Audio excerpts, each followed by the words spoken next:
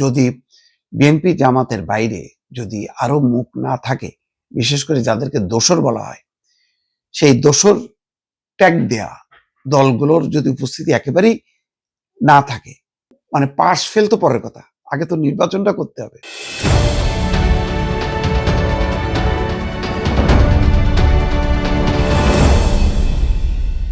এবারের নির্বাচনটা জমজমাট হবার দরকার ছিল নানা দিক বিবেচনায়।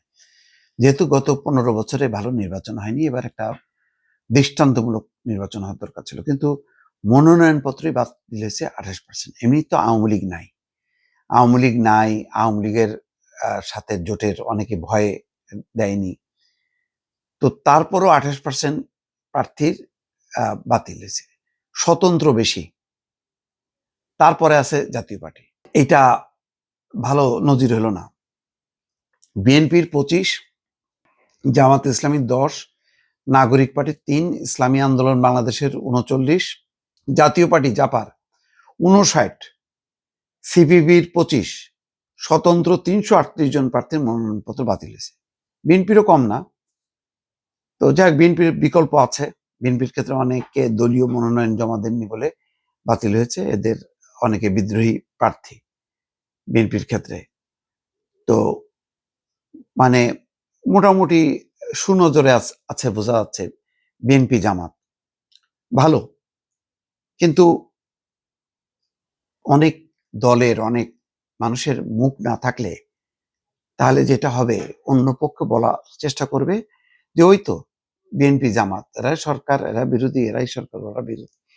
এইভাবে একটা সমালোচনা বাড়বে। এখন হয়তো বোঝা যাচ্ছে না, পরে কিন্তু বোঝা যাবে। আনিসুল ইসলাম মাহমুদের ব্যাপারে আমি বলছিলাম যে তাকে নাকি মবের কারণে সে জমা দিতে পারেনি, তার যেই সমর্থক সে দৌড়ে পালাইছে। পরে আমাকে বলা হলো, জানলাম আর কি, যে আসলে আনিসুল ইসলাম মাহমুদের বহু তথ্য মামলা সংক্রান্ত, এতগুলো মামলার যে আসামি 5টা না 7টা, সেগুলি তথ্য তিনি দেননি। তারপরে যে প্রস্তাবক বা সমর্থক, সেও মামলার আসামি, তাকে যখন হাজির করতে বলা হয়েছে সে দৌড় দিছে। তো আনিসুল ইসলাম মাহমুদ থাকলে ভালো হতো, রুহুল আমিন হাওলাদার থাকলে ভালো হতো, বোঝা যেত যে না, বিএনপি জামাতের বাইরেও কিছু মুখ আছে। এখন তারা নেই, তাহলে কারা? এটা একটা মানুষ খুঁজতে থাকবে, যে তাহলে তো সেই ঘুরে ফিরে আওয়ামী লীগ অফিসিয়ালি নিষিদ্ধ আর বাকিরাও আনঅফিসিয়ালি নিষিদ্ধ, তেমনটা হয়ে গেল।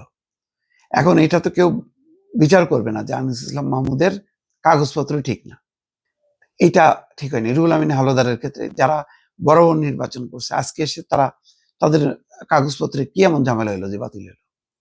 নিশ্চয়ই নির্বাচন কমিশন এবার বাছাই করছে খুব ভালোভাবে, কড়াভাবে, যার জন্য মাহমুদুর রহমান মান্নাও কিন্তু মানে তার শিকার হয়েছে। তাসনিম যারা, তারা মনোনয়নপত্র বাতিল হয়েছে। এগুলি বাতিল হবার কথা না, এরা তো আন্দোলনের মুখ, আন্দোলনের শক্তি, এগুলিকে তো পিক করার কথা। তারপর বাতিল হয়েছে। তো এখন সব মিলায় যদি বিএনপি জামাতের বাইরে যদি আরো মুখ না থাকে, বিশেষ করে যাদেরকে দোসর বলা হয়, সেই দোসর ট্যাগ দেয়া দলগুলোর যদি উপস্থিতি একেবারেই না থাকে, মানে পাশ ফেল তো পরের কথা, আগে তো নির্বাচনটা করতে হবে। এটা কিন্তু আস্তে আস্তে ঘনীভূত হবে। দেখেন, একটা খেয়াল রাখেন, 2014 সালে বলা হলো যে এটা আসলে সংবিধান রক্ষার নির্বাচন। শেখ হাসিনা নিজে মুখে বলছে, তেও তার মানে স্বীকার করে নিছে যে এটা ভালো নির্বাচন না। কিন্তু ওই যে একটা খারাপ নির্বাচনের গর্তে পড়ছে, ওই গর্ত থেকে আওয়ামী লীগ জীবন দিল, সেখান থেকে কিন্তু আর বেরোয় আসতে পারলো না জীবিত। শেষ 14 থেকে শুরু হয়েছে, 24 এসে শেষ হয়েছে। দেখেন, তো এই জন্যই বলছি যে এখন যদি খারাপ নির্বাচন একটা তৈরি হয়, তাহলে এটাই কিন্তু কন্টিনিউ করবে। তাহলে সবসময় আমি প্রতিপক্ষকে আওয়ামী দোসর টোসর দিয়ে ট্যাগ দিয়ে ওদেরকে দূরে রাখবো, আর আমরা নিজেরা নির্বাচন করবো আমি ডামি। এক অর্থে যদিও আমি ডামি থাকবে না, আমার ধারণা যে বিএনপি জামাতের মধ্যে তীব্র কথার লড়াই চলবে এবং অনেকগুলো প্রশ্ন উঠবে, সেগুলি আর আমি এখন আর বিস্তারিত বলি না। এই যে আওয়ামী লীগকে বলা হয় মানে গণহত্যার দায় নিষিদ্ধ হোক, এই পার্লামেন্টেই উঠবে কথা উঠবে, তাহলে ৭১ কি গণহত্যা ছিল না? এই কারণে কি ৭১কে মুছে দিতে চায় কোনো কোনো পক্ষ? কিন্তু এটা মুছবে না।